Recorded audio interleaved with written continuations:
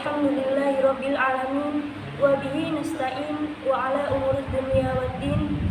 Wassalatu wassalamu ala asrofil anbiya'i wal mursalin wa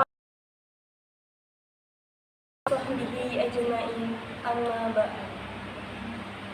Segala puji kita panjatkan kehadirat Allah Subhanahu wa taala atas segala nikmatnya yang telah diberikan kepada kita semua.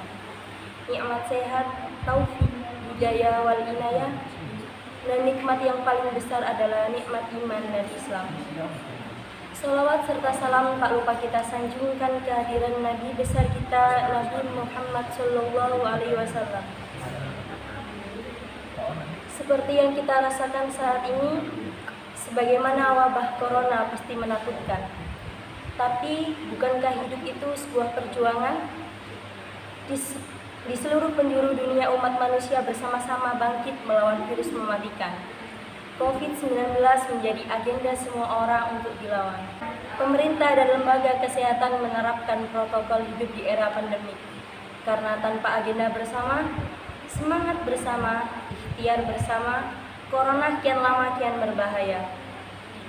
Rasulullah Shallallahu Alaihi Wasallam bersabda, "Taun," yang artinya wabah penyakit menular, adalah suatu peringatan dari Allah Subhanahu wa taala untuk menguji hamba-hambanya dari kalangan manusia. Maka apabila kamu mendengarkan penyakit itu berjangkit di suatu negeri, janganlah kamu masuk ke negeri itu. Dan apabila wabah itu berjangkit di negeri tempat kamu berada, dan jangan pula kamu lari daripadanya. Hadis ini diriwayatkan oleh Bukhari dan Muslim dari Utsman bin Zaid. Hadis tersebut mengisyaratkan bahwa wabah adalah sebuah cobaan atau peringatan dari Allah Subhanahu wa taala. Di samping itu, hadis tersebut juga memberi kita panduan saat terjadi wabah, di mana kita harus menjaga jarak. Saudaraku yang dirahmati Allah,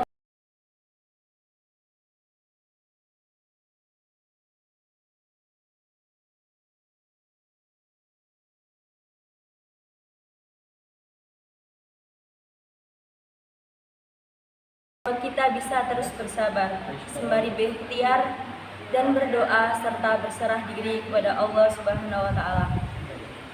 Mari kita panjatkan doa kepada Allah Subhanahu wa taala agar wabah atau pandemi COVID-19 ini bisa segera reda. Sebab kita yakin bahwa segala yang terjadi di dunia ini adalah atas karunia Allah Subhanahu wa taala.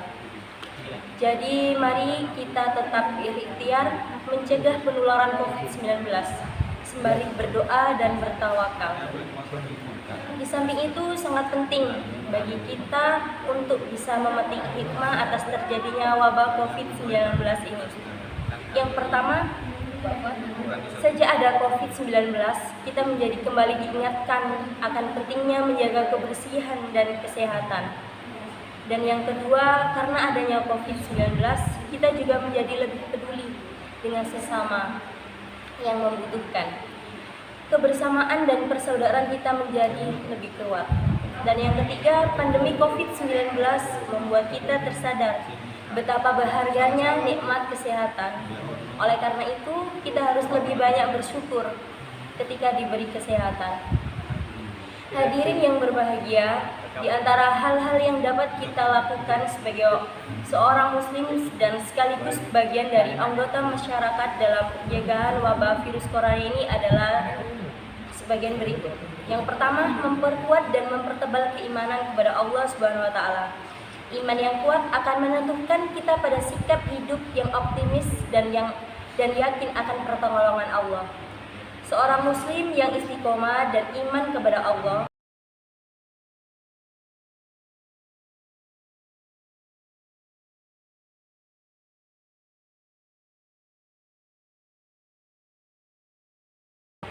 dalam surat Fussilat ayat 30 yang artinya, sesungguhnya orang-orang yang berkata bahwa Tuhan kami adalah Allah dan mereka istiqomah, maka malaikat akan turun kepada mereka dan berkata, janganlah kamu merasa takut dan janganlah kamu merasa sedih hati, dan bergembiralah kamu memperoleh surga yang telah dijanjikan kepadamu. Iman yang kuat akan menuntun pula pada sikap sabar. Bersabar bagi seorang muslim hakikatnya adalah kesadaran bahwa keburukan yang terjadi pada dirinya adalah rahmat Allah dan selanjutnya dia akan berusaha untuk berubah. Kondisi buruk yang dihadapi sekarang untuk menciptakan kebaikan-kebaikan di masa yang akan datang. Kebaikan yang dilakukan tidak hanya setelah musibah terjadi, tetapi lebih dari seorang muslim akan berusaha memaksimalkan mungkin menciptakan kebaikan-kebaikan jauh sebelum musibah terjadi. Yang kedua, mengisolasi diri, menahan diri untuk tidak beraktivitas dengan banyak orang. Upaya pembatasan kegiatan ibadah berjamaah dan pengajian di masjid atau musala bukanlah untuk menjauhkan umat muslim dari masjid, tetapi justru ini sebagai ikhtiar menyebut takdir Allah yang lain. Dalam sebuah hadis dari Imam Bukhari diriwayatkan bahwa Umar sedang dalam perjalanan menuju Syam. Saat sampai di wilayah yang bernama Syarq, saat itu Umar mendapat kabar adanya wabah di wilayah Syam. Abdurrahman bin Auf kemudian mengatakan pada Umar jika Nabi Muhammad SAW pernah berkata, "Jika kamu mendengar wabah di suatu wilayah, maka janganlah kamu memasukinya. Tapi jika terjadi wabah di tempat kamu berada, maka jangan tinggalkan tempat itu." Mendengar hadis tersebut, Umar memilih kembali ke Madinah. Keputusan sempat disangsikan Abu Ubaidah bin Jarrah. Dia adalah pemimpin rombongan yang dibawa Khalifah Umar. Menurut Abu Ubaidah, Umar tak seharusnya kembali karena bertentangan dengan perintah Allah Subhanahu wa taala. Umar pun menjawab, dia tidak melarikan diri dari ketentuan Allah Subhanahu wa taala, namun menuju ketentuannya yang lain. Jawaban Abdurrahman bin Auf ketika menguatkan keputusan Khalifah tidak melanjutkan perjalanan karena wabah penyakit.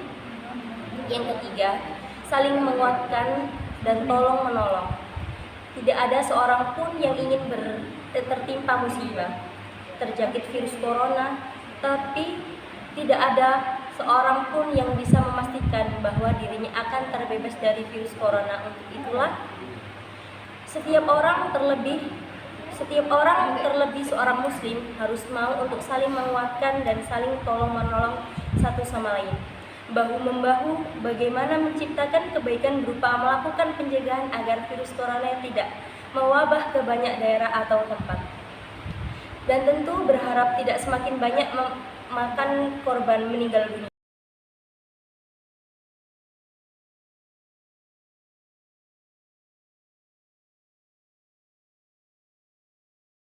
Bila suatu saat akan dilakukan lockdown, maka setiap anggota masyarakat bisa saling memberi dan menjaga ketersediaan